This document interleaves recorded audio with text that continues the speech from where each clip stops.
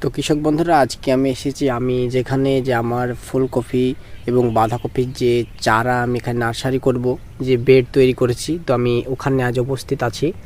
তো আপনারা একটু খেয়াল করবেন, এই যে পিছনে দেখতে পাচ্ছেন এই বেড, ঠিক আছে কৃষক বন্ধুরা, যে এই বেড এখানে আমি আজকে এসেছি একটাই কারণে, আপনাদেরকে একটি ধারণা দেওয়ার চেষ্টা করছি। যারা এখন বাঁধাকপি ফুলকপি নার্সারি করবেন, তো তারা কি সার দেবেন এবং কীভাবে বেডটা তৈরি করবেন এবং কিভাবে সার থেকে শুরু করে আরও যেগুলো লাগে সেগুলো আপনারা দিবেন, তো সেগুলোর ব্যাপারে আমি আলোচনা করব। তো আজকের ভিডিওটি খুব গুরুত্বপূর্ণ হতে চলেছে, পুরো ভিডিওটি অবশ্যই দেখবেন, রিকোয়েস্ট থাকলো।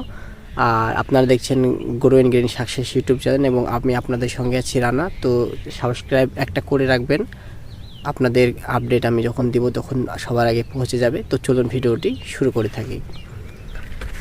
তো আমি এই যে বেড আপনারা দেখতে পাচ্ছেন, আমি আজকে অবস্থিত হয়েছি এই যে কফির বেডে।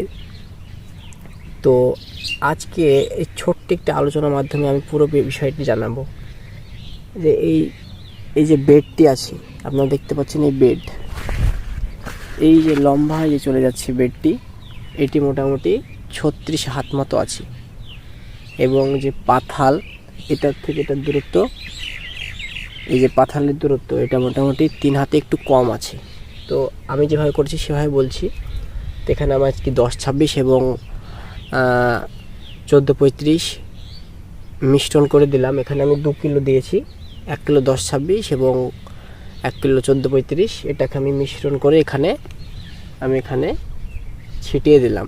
আমি এটাকে মাটিটাকে পচানোর জন্য এবং রোদ খাওয়ার জন্য রেখেছি। এবার সারটা দিলাম। এখনও মোটামুটি আমার 1 সপ্তাহ মতো সময় আছে কফির বীজ ফেলার, ঠিক আছে। তাই আমি আগে থেকে এইভাবে আমি ফেলে দিলাম, যেহেতু মাটিটায় সারটা পচবে, তাহলে কী হবে, খুব ভালো হবে। তো আপনারা এইভাবে কফি চালানোর 1 সপ্তাহ আগে মোটামুটি এটাকে ফেলে, সারটাকে ফেলে জমিটাকে একটু পচাবেন, মানে বেডটাকে একটু পচাবেন। তাহলে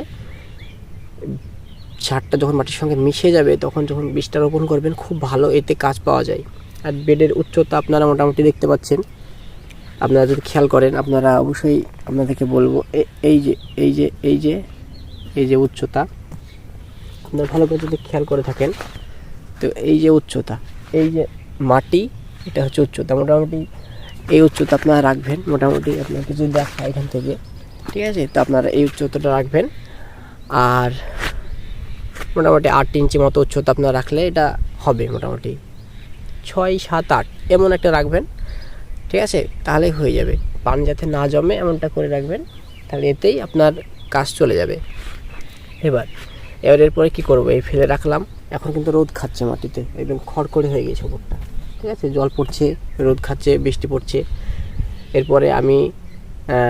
এরপরে যেগুলো করব পরে আমি দেখাবো অবশ্যই। তো আমি এখন যেটা করছি সেটা বলছি, রোদ খাওয়ানো হয়ে যাবে, মোটামুটি কফি চালানো 2-1 দিন আগে এসে এটাকে ভালো করে চেলে দেবো একবার, ঠিক আছে। এইভাবে চালবো এবং এইভাবে মাটিটাকে ঝরঝরে করব। এবং গুঁড়ো যখন হবে, মাটিটা যখন গুঁড়ো, একদম গুঁড়ো ভাব হবে, তখন এটাকে ছেড়ে বেডটাকে একদম সাইজ করে ফিনিশ করব, ঠিক আছে। একদম সাইজ করব, একদম চুকচুকে করব, একদম চরুস করব বেডটাকে, তখন কমপ্লিট কাজ।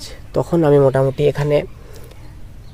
1 কিলো মতো ফেরিডন আমি এখানে নিয়ে আসবো এবং তার সঙ্গে সাপ পাউডার, আপনার ব্যাবিস্টন রাখতে পারেন, ফাঙ্গিসাইড একটি ভালো, ওটাকে যখন বীজটা বপন হয়ে যাবে তখন ওর উপরে ছড়িয়ে দেবেন, ঠিক আছে।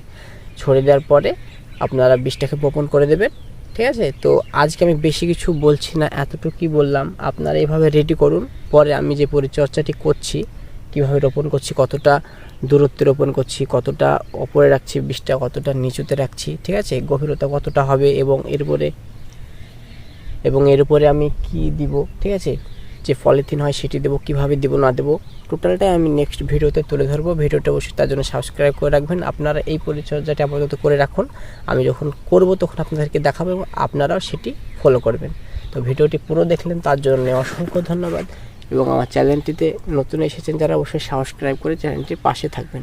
ভালো থাকবেন, সুস্থ থাকবেন, দেখা হচ্ছে অন্য ভিডিওতে।